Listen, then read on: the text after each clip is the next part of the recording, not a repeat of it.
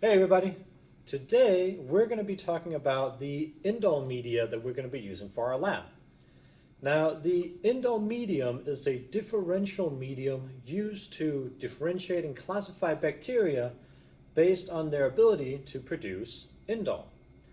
So some media basics here. Our indole medium or indole broth has basic growth nutrients as well as the amino acid tryptophan.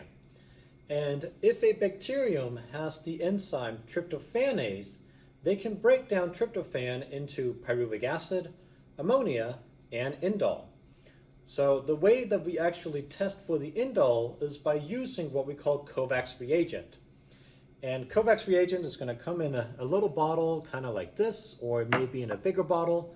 But basically, all we want to do is we want to take a pipette and we want to add about 5 to 10 drops of that Kovacs reagents to our tube.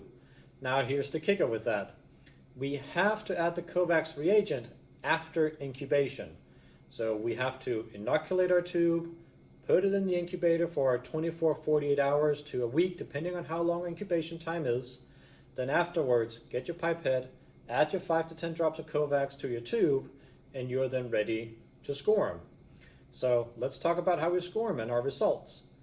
Basically, Kovacs reagent can combine with the indole in the medium and it will produce a red color. So if you have something kind of like this tube here, where I added the Kovacs and we just have kind of this yellowish color, which is the color of our Kovacs reagent, that's going to be a negative result. Whereas if we take something like this guy here and we have this kind of like reddish, purpley color, that's going to be a positive result. So make sure that you don't shake these and mix them after you added the reagent. You just want to, again, add 5 to 10 drops up top and then look for that coloration in the band at the top. Now, in terms of inoculating our tubes, we can do a standard broth to broth inoculation. That works just fine. If you have your sample on a slant or on a plate, you can do a slant to broth inoculation or a plate to plate inoculation. That works just fine as well. But that should cover what we need to know for the indole broth.